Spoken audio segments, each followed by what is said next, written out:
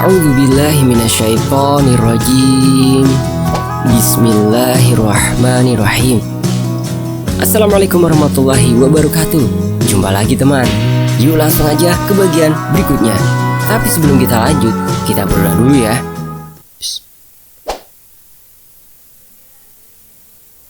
Allahumma sholli ala Sayyidina Muhammad. Amin. Oke, kita lanjut.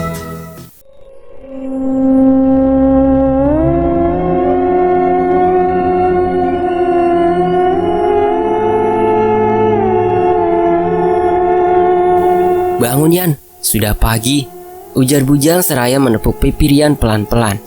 Rian menggeliat, lalu duduk. Amai sering mimpi Amai Roni? Tanya Rian. Bukan hanya mimpian, tapi sering juga dia menampakkan diri, jawab Bujang. Kenapa Amai Roni bisa jadi hantu ya? Padahal kan mayatnya sudah dikubur, ujar Rian. Tepatnya tulang belulangnya, ujar Bujang. Mungkin karena mati secara tragis begitu dan masih ada urusan dunia yang belum terselesaikan, ujar Bujang lagi. Ya mungkin Mai, lelaki yang bersama ibu tadi malam juga mengatakan akan menjagaku, ujar Rian. Yang namanya orang tua Yan, pastilah akan menjaga anaknya, ujar Bujang tersenyum. Mai, maaf, Amai menikahi ibu dulu itu terpaksa kan? Kenapa Amai tidak menikah lagi saja, ujar Rian. Hus, kamu ini bicara apa Yan? Cukup kau dan ibumu saja, tidak akan ada yang lain, karena Amai benar-benar menyayangimu nak, ujar Bujang.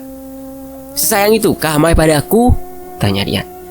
Iya, bahkan jika kau meminta nyawaku pun pasti akan Amai berikan nak. Itulah alasan kenapa sampai sekarang Amai lebih memilih kalian, ujar Bujang. Mai, maaf lagi ya, kenapa Amai dan Inai tidak mempunyai anak lagi selain aku? Tanya Rian pelan. Ibumu itu adalah perempuan yang sangat dicintai oleh ayahmu Roni, dan Amai tidak ingin merusak ibumu. Yang boleh menyentuh ibumu hanya Roni.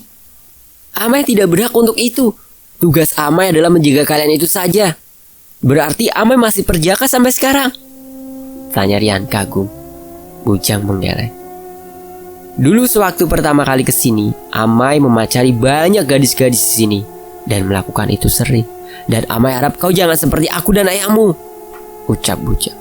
Oh, lalu selama ini apa ibu tahu tentang masalah itu? Tanya Rian. Ibu dan ayahmu tahu semuanya tentang hidup Amai nak.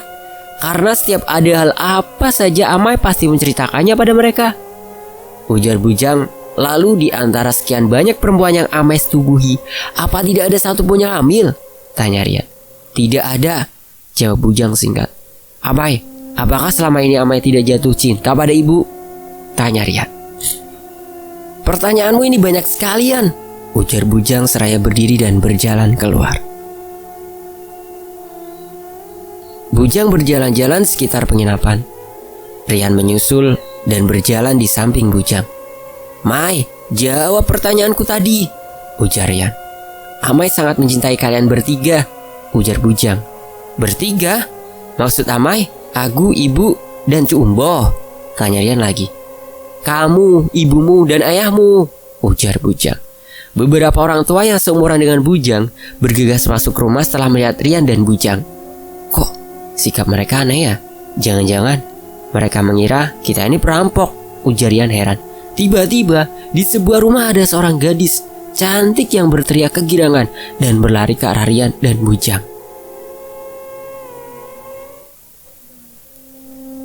Arwah Roni yang suka menolong. Bujang menatap Rian bingung. Terima kasih ya atas pertolonganmu tempo hari. Andai tidak ada kamu, mungkin aku sudah diperkosa dan dibunuh oleh para perampok itu, ucap gadis itu ramah. Rian menatap Bujang. Maksudmu apa? Tanya Rian bingung. Kamu lupa ya? Memang sih, kejadiannya sudah sebulan yang lalu. Saat pertama kami pindah ke sini, orang tuaku pada saat itu menungguku di bawah gunung, dan aku naik lagi ke Gunung Taluk Lahung. Itu karena ada barangku yang ketinggalan saat kami beristirahat di sana, ujar gadis itu menjelaskan.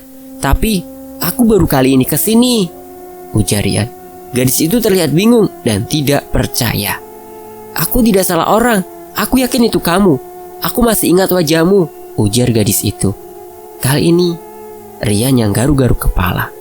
Tidak jauh dari mereka ada seorang lelaki seumuran Bujang mendekati mereka. "Jadi ini pemuda yang menolongmu itu. Berarti apa yang dikatakan warga di sini salah. Yang menolongmu itu memang manusia, bukan hantu," ujar orang tua gadis itu. "Hantu apa yang dikatakan warga?" tanya Bujang. Kata orang-orang yang sudah lama tinggal di sini, katanya dulunya di Taluk Lahung itu pernah ada pembunuhan terhadap banyak orang.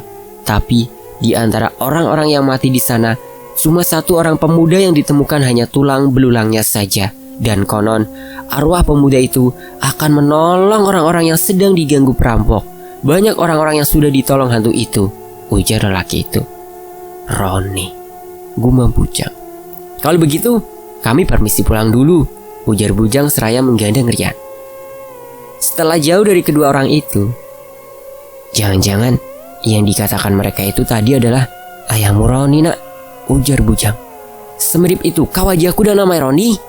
tanya Rian. "Ya, wajah kalian sangat mirip," ujar Bujang. "Bahkan tanda di punggung kalian pun sama," ujar Bujang lagi. Sesampainya di penginapan, mereka mencari Suri. Dan ternyata Suri sudah pergi. Tidak lama setelah Rian dan Bujang pergi tadi. "Kita susul ke rumah yang kemarin, Yan," ujar Bujang. Setelah berjalan lumayan jauh, Rian dan Bujang sampai di rumah itu. Benar saja, ibunya ada di situ. "Inai, mau apa pagi-pagi ke sini?" ujar Rian. "Kebetulan ada kalian berdua, sini bantu ibu mengambil emas di bawah sini biar bisa dijual dan untuk membangun rumah ini lagi," ujar Suri tersenyum. "Memangnya cukup, Nai?" tanya Rian. "Ah, kamu meremehkan kekayaan kakekmu dulu ya," seloroh Bujang. Setelah beberapa saat Rian akhirnya berhasil mendapatkan sebuah peti besi berkarat. "Angkat itu, Yan," perintah Suri. Rian mengangkat peti itu ke atas dibantu Bujang. "Mana kuncinya, Nai?" tanya Rian. "Entahlah, kakekmu yang memegang kuncinya. Kalau bisa dibuka paksa saja, Yan," ujar Suri. Tanpa banyak bicara, Rian menyentuh gembok itu. Sesaat kemudian, gembok itu terlepas. Rian membuka peti itu. "Wow, ini bukan emas curai, Nai. Ini emas batangan," ujar Rian. "Inai juga tidak tahu. Kata almarhum kakekmu, di dalam petis ini emas curai," jawab Suri. "Lalu, sekarang mau kita apakan emas ini?" tanya Rian. "Kita jual saja. Tadi di penginapan Inai mendengar ada pembeli emas curai di desa," ujar Suri. Suri mengeluarkan semua emas-emas itu dan memasukkannya ke dalam kain hitam, lalu memasukkannya ke dalam sarung milik Bujang. "Ada 30 batang," ujar Suri senang. "Wow, kalau dijual semuanya, berapa uang yang kita dapat, Nai?" tanya Rian senyum-senyum sendiri. "Tidak semuanya, Yan," ujar Suri. "Ya sudah, terserah Inai saja," ujar Rian. "Yuk, Mai, kita cari makan dulu," ujar Rian seraya merangkul pundak Bujang. "Hei, kalian pikir aku kuat membawa ini sendirian?" ujar Suri kesal. Rian tertawa seraya berbalik membantu ibunya mengangkat buntelan sarung yang berisi emas itu. Setelah bertanya di setiap rumah yang mereka lewati, akhirnya mereka bertemu dengan orang yang dikatakan warga kampung itu adalah pembeli emas yang baru 1 bulan lebih ada di sini. "Mari, masuk, nak, silahkan," ujar lelaki parubaya itu ramah. "Terima kasih atas pertolonganmu tempo hari ya, nak. Kalau kau tidak datang menolongku saat itu, mungkin aku sudah mati dirampok," ujar lelaki parubaya itu. "Siapa, Pak?" tanya Rian. "Kamu kan yang menolong Bapak. Aku berhutang nyawa padamu, nak," ujar lelaki parubaya itu tersenyum ramah. Rian masih bingung. Suri menjelaskan tentang maksud mereka ke situ, dan dengan senang hati orang itu bersedia membeli emas itu. "Tapi sekarang ini uangnya hanya ada 100 juta, karena sebagian besarnya sudah saya gunakan untuk membeli emas-emas dari warga sekitar sini," ujar lelaki itu. "Tidak apa-apa, yang penting Uang itu bisa kami gunakan untuk memperbaiki rumah kami di sini, jawab Suri cepat. Kalau begitu, ini uangnya, ujar lelaki itu tersenyum.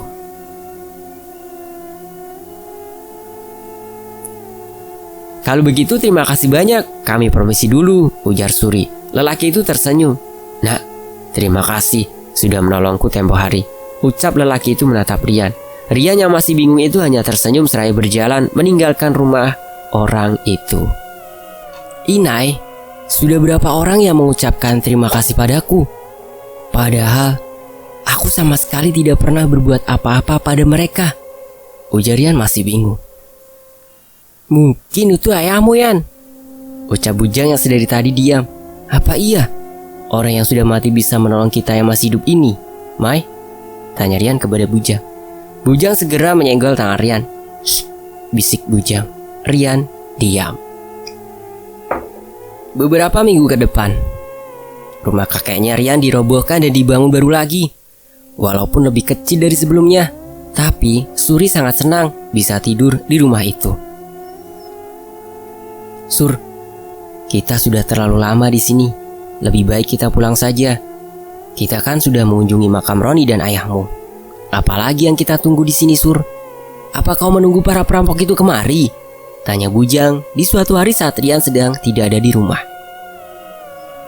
Memangnya kenapa, Jang? Apa kau sudah merindukan mantan kekasihmu itu? Ujar Suri seraya tersenyum. Aku khawatir pada Rian, jawab bujang. Rian, tidak apa-apa. Lebih baik kau tempat biasa kau bermain perempuan, Jang, agar pikiranmu lebih tenang, ujar Suri. Aku tidak seperti dulu lagi, itu masa lalu, ujar bujang. Iya, aku tahu, ujar Suri. Maafkan aku ya, hanya karena kau harus berpisah dengan Umboh. Aku benar-benar minta maaf, Jang, ujar Suri menatap bujang. Sudahlah, tidak usah minta maaf. Tidak ada yang perlu disalahkan. Aku pun tidak pernah menyalahkanmu, ujar bujang tersenyum. Kau dan Roni adalah sahabatku. Janjiku pada Roni harus aku tepati sampai ajal menjemputku nanti, ujar bujang lagi. Di tempat yang jauh dari rumahnya, Rian sedang berjalan-jalan mengelilingi desa itu. Di tengah jalan, Rian bertemu dengan seorang lelaki tua. Roni, ujar lelaki tua itu. Maaf pak, saya Rian, bukan Roni. Roni adalah ayah saya, ujar Rian tersenyum. Lelaki tua itu berjalan tergesa-gesa meninggalkan Rian yang menatapnya dengan aneh. Sampai kapan begini terus? Aku diam saja, orang-orang itu terus berterima kasih. Saat aku jujur, mereka malah lari, gumam Rian. Hai, sapa seseorang lembut. Rian segera menengok ke arah belakangnya. Ternyata gadis yang tempo hari berterima kasih padanya. Kenapa? Tanya Rian. Boleh aku menemanimu? Sepertinya kau tidak punya teman. Bahkan Pak tua itu saja berlari saat melihatmu, ujar gadis itu. Aku Libeb, ucap gadis manis itu tersenyum. Rian, ujar Rian seraya berjalan meninggalkan gadis itu. Hei, tunggu. Kenapa kau selalu menjauhiku? Panggil gadis itu. Aku mau pulang, jawab Rian. Rian, aku ikut. Aku ingin berkunjung ke rumahmu. Boleh?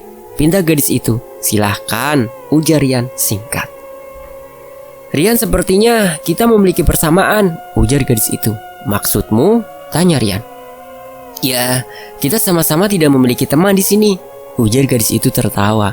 Aku ingin sekali memiliki teman di sini, tapi tidak ada yang mau berteman denganku, ujar gadis itu. Loh, kenapa? Tanya Rian. Entahlah, warga di sini aneh. Mereka melarang anak-anak gadis di sini berteman denganku karena menurut mereka aku kekasih hantu tampan yang mati dibunuh itu. Bukankah itu aneh? Ujar gadis itu tertawa. Rian tersenyum kecut. Ternyata hantu ayahku sudah melegenda di sini. Kasihan ayah, batin Rian. Rian, bukankah itu seperti perampok-perampok di Gunung Taluk Lahung dulu? Ujar gadis itu seraya menatap Rian. Rian menggandeng gadis itu berjalan mendekati para perampok itu. Kau pemuda yang sudah berani melukai anak buahku, ujar seorang perampok yang paling tua itu. Aku tidak bermaksud melukai anakmu. Aku hanya melemparkan daun yang rapuh ke arahnya. Tiba-tiba dia terluka. Ujar Rian santai. Kau mengingatkanku pada seorang pemuda yang dulu pernah kubunuh. Gayamu yang seperti pendekar nyasar itu membuatku muak. Ujar lelaki tua itu. Pacarmu boleh juga untuk kami bersenang-senang. Ujar lelaki tua itu lagi. Wih, menjijikkan. Tidak ingat umur. Ujar Rian seraya meludah. Begini saja nak. Kau serahkan saja pacarmu itu padaku. Kau siapkan saja lubang kubur untuknya. Ujar perampok itu lagi. Ayo kita pergi dari sini. Ujar Rian menggandeng gadis itu. Dasar sombong. Rasakan ini. Teriak seorang perampok itu sembari menebaskan goloknya ke arah kaki Rian. Golok itu tepat mengenai kaki Rian. Namun golok itu memantul dan terlepas dari tangan lelaki itu. Golok seperti itu kalian bawa kemari. Sana bikin lagi goloknya. Ujar Rian tertawa. Bangsat, dia menantang kita. Ujar lelaki tua itu. Para perampok itu menusukkan ujung golok ke tanah dan segera setelah itu mereka menyerang Rian. Lari dari sini. Ujar Rian mendorong gadis itu. Kasihan sekali. Keinginan kalian untuk membunuhku tidak kesampaian. Untung kalian sedang tidak hamil. Jadi anak kalian akan terbebas dari iwahan atau ileran. Ejek Rian seraya tertawa. Perampok-perampok itu semakin marah mendengar ejekan Rian. Dia pikir dia lebih hebat dari kita. Teriak salah seorang perampok itu. Rian menoleh ke arah suara itu dan ternyata gadis teman baru Rian itu ditangkap oleh seorang perampok itu. Dasar banci, beraninya hanya menangkap perempuan. Potong saja kelamin kalian itu. Ujar Rian marah. Rian mengambil beberapa lembar daun tingen untuk senjatanya. Rian melempar daun tingen itu ke arah para perampok itu, lalu berlari ke arah teman barunya itu. Kau mau ini? Ujar Rian seraya menuju pohon pisang. Seketika pohon pisang itu layu dan menghitam. Perampok itu segera melepaskan gadis itu dan berlari ke arah teman-temannya. Kau tak apa? Tanya Rian pada gadis itu. Gadis itu menggeleng ketakutan. Makanya sudah kusuruh lari malah diam di sini. Apa kau mau mati? Bentak Rian. Aku tidak akan meninggalkan temanku, isak gadis itu. Lalu dengan kau di sini apa kau akan membuatku hidup kembali jika aku mati? Sekarang lebih baik kau lari pulang ke rumahmu, ujar Rian. Rian, awas! Teriak gadis itu seraya mendorong tubuh Rian ke sampingnya. Kau bukan tandinganku anak kecil, ujar lelaki tua itu. Rian menyapu pipinya yang terasa perih karena tergores bambu. Ilmu kebalmu itu bukan apa-apa bagiku, ujar lelaki tua itu seraya berjalan mendekati Rian dengan sebilah bambu runcing. Rian mundur dengan wajah pucat. Tolong, tolong, teriak gadis itu sambil menangis. Diam kau, bentak lelaki tua itu seraya meninju kepala gadis itu hingga dia lemas tak sadarkan diri. Bangsat, teriak Rian seraya berlari menyerang lelaki tua itu.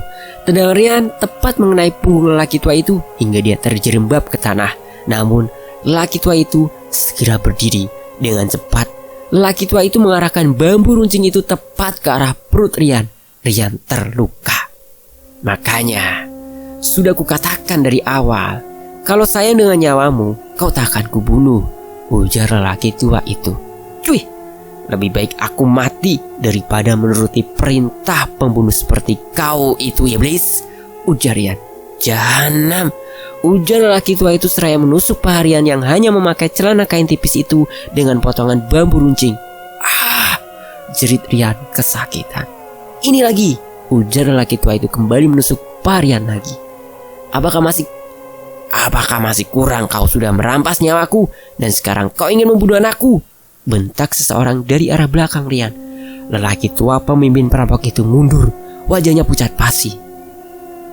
Rian bingung dan segera menoleh ke arah suara di belakangnya itu. Ya Tuhan, pekik Rian melihat sosok itu. Seluruh badannya penuh darah dengan usus terburai. Rian berusaha mundur karena takut melihat sosok menyeramkan itu. Sosok menyeramkan itu berjalan mendekati lelaki tua itu. Kembalikan hidupku, ujar sosok menyeramkan itu seraya mencekik lelaki tua itu. Ampuni aku, ucap lelaki tua itu terbata-bata. Setelah kau renggut nyawaku, kau lukai anakku, Sekarang kau dengan mudahnya mengatakan maaf, ujar sosok itu dengan suara datar. Rian menyaksikan sendiri sosok itu mematahkan leher lelaki tua itu dengan mudah. Sosok itu kemudian mendekati Rian. Rian yang ketakutan melihat sosok mengerikan itu bergegas memejamkan matanya. "Rian, anakku," ujar sosok itu lirih. Perlahan-lahan Rian membuka matanya. Di depannya terlihat seorang lelaki tampan yang sangat mirip dengan dirinya. "Kakak, kau ayah kandungku?" tanya Rian sembari meringis menahan sakit. "Ya anakku, kau satu-satunya keturunanku. Aku sangat menyayangimu anakku. Andai aku bisa hidup lebih lama, pasti saat ini kita akan menjadi keluarga yang sangat bahagia," ucap sosok pemuda tampan itu. "Amai," isak Rian, "jangan khawatir anakku. Aku akan selalu menjagamu," ujar sosok itu. "Amai," teriak Rian. Seraya melihat sekelilingnya, sosok pemuda tampan itu sudah menghilang entah kemana. Lalu dengan memegang kakinya, Rian berusaha mendekati gadis manis yang tak sadarkan diri itu. "Bangun, bangun," ujar Rian sambil menepuk pelan pipi gadis itu. Gadis itu tak sadarkan diri. Rian berusaha menggendong gadis itu dan membawanya pulang ke rumah. "Ya Tuhan," ucap Rian berusaha menguatkan dirinya untuk menggendong gadis itu. Dengan penuh perjuangan, Rian berjalan pulang ke rumahnya. "Astaga Rian, kenapa kau bawa pulang gadis ini?" tanya bujang seraya menengok kiri dan kanannya. "Mai, aku sudah tidak kuat. Kami diserang perampok," ujar Rian seraya meletakkan tubuh gadis itu di pelataran rumah. Setelah itu, Rian berbaring tak jauh dari gadis itu. Tubuhnya gemetar menahan sakit. "Ya ampun anakku, kenapa bisa berdarah-darah seperti ini?" ujar bujang kaget setelah menyadari Rian terluka. "Mai, marahnya nanti saja. Sekarang tolong aku dulu Mai, sakit," ucap Rian lirih. "Suri," teriak bujang. "Ada apa?" jawab Suri sembari keluar rumah. "Rian," teriak Suri langsung mengambil Rian dan memeluk anaknya itu. "Inai, Rian belum mati Nai," ujar Rian melepaskan pelukan ibunya. "Kenapa bisa seperti ini nak?" isak Suri. "Pertanyaannya simpan untuk nanti saja Nai. Rian mau istirahat dulu," ucap Rian lirih. "Lebih baik di dalam rumah saja," ujar bujang. "Perempuan itu bagaimana Mai?" tanya Rian. "Tadi dia dipukul perampok itu," tambah Rian lagi. "Ya sudah, nanti ibu dan ayah mengangkatnya ke dalam juga," ujar bujang seraya mengangkat tubuh Rian ke dalam rumah. Malam harinya, keadaan Rian mulai membaik dan gadis itu sudah sadar. "Ya perempuan, apa kau tak ingin pulang?" tanya Rian. "Bagaimana aku bisa meninggalkan kamu dalam keadaan seperti ini? Bagaimanapun kau seperti ini juga gara-gara aku," ujar gadis itu. "Di sini sudah ada ayah dan ibuku. Aku tidak membutuhkan kamu," ujar Rian. Gadis itu menangis mendengar ucapan Rian yang kasar itu. "Aduh, kalau kau menangis seperti itu luka-lukaku jadi tambah sakit ini. Kalau kau masih ingin di sini, ya sudah jangan menangis," ujar Rian lagi. "Kamu makan ya," rayu gadis itu. "Kamu makan ya," rayu gadis itu seraya menyapu air matanya. "Aku tidak lapar, aku hanya ingin tidur," jawab Rian seraya menutup wajahnya dengan sarung. Wah, makin seru aja nih. Kita lanjut di bagian berikutnya ya. Jangan kemana-mana, tetap di Fakta Sejarah. Wassalamualaikum warahmatullahi wabarakatuh. Mohon maaf jika banyak salah ejaan di dalam cerita ini ya. Sampai jumpa di bagian berikutnya.